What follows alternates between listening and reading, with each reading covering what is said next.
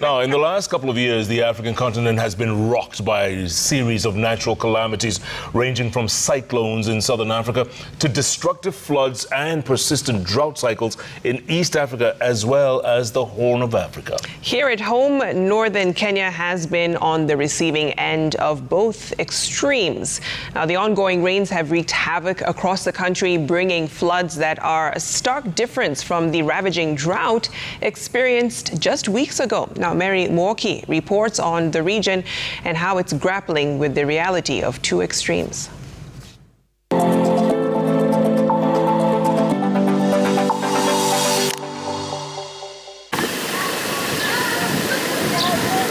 This is a common sight in this village in Buna in Wajir North constituency.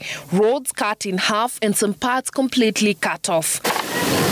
These are the after effects of flash floods that ripped through this village earlier this year, leaving behind a trail of destruction and a cholera outbreak that claimed 7 lives. The flash floods were from rains in neighboring Ethiopia. When the ground dried up, the few remaining livestock that were already weakened by the drought died. This was the aftermath. Sisi tunasumbuliwanga sana na maji kutoka Ethiopia mvua ikiwa nyingi.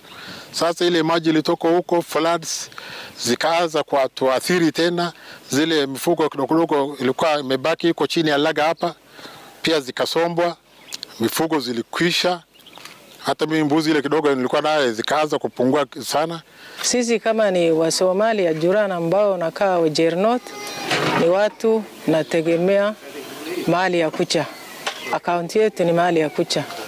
Sasa mali ya kucha ikikwisha, shida ni mingi sana. Mara ya kwanza kuna watu hata hawawakishi hata moto, wanasaidiwa na jirani. Pastoralists and the rural poor have been worst hit by the devastating drought and has often led to conflict as communities fight for the dwindling water resources. A report released by Oxfam International estimates that between 2021 and 2023, East Africa lost approximately 7.4 billion worth of livestock alone.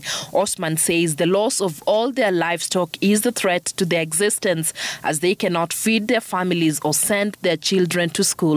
Oxfam, through ALDEF, registered vulnerable households under the cash transfer program to cushion them against the hunger.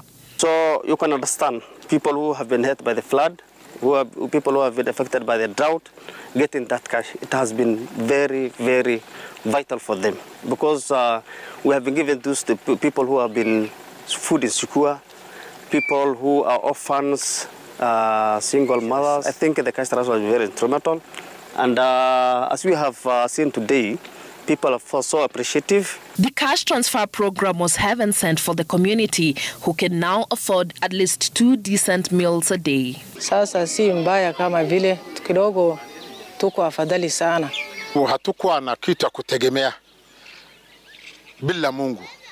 Sasa hii pesa ilipokuja ilikuwa ni kama ukombozi moja, kwa sababu tulikuwa sasa tuna budget hiyo, kama ni chakula kiasi gani, kama ni shule, hata manguo, mtu akiwa ana watoto ana nguo, everything ika-cover up pesa. Under the Paris Agreement, Kenya put the budget for implementing climate change mitigation and adaptation actions at $62 billion, in which the government pledged to undertake 13% of the amount and required international support for the remaining 87%. In the last 2 years, rich polluting countries paid less than 5% of the $53.3 billion East Africa needs to confront the climate crisis. As a result of this shortfall, community organizations like ALDEF in Wajir can no longer cushion their populations against the ravaging drought. Currently, we don't have a resource to continue with that cash transfer, unless or otherwise we get more from well-wishers or donors. Right now, they are out of the drought, but still then there's no availability of the milk. Availability of the milk is very, very... So the children do not get milk. You see the food price is also very high. So there's need of continuing this cash transfer, and we are recommending to the donors at least to support this community so that at least we can take them out of these troubles. The loss and damage fund is what communities in the global south are asking for and demanding for, because the make the Polluters Pay campaign ensures that the ones that are responsible for the climate crisis are the ones that should be paying for communities in the global south, in countries like Kenya, Somalia, Ethiopia, where we are seeing the worst droughts over the last couple of years. They should pay for these communities to actually become resilient over the years.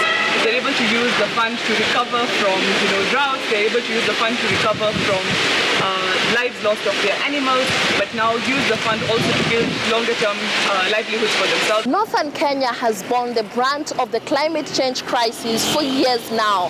The community, who were majorly pastoralists, have lost all their livestock, and with that, their main source of livelihoods. Their plight serves to highlight the financial obligations that rich polluting countries, especially in the global north, or countries who are most impacted by the climate change crisis and are worst prepared to deal with. Muoki, Citizen TV in Wajir County.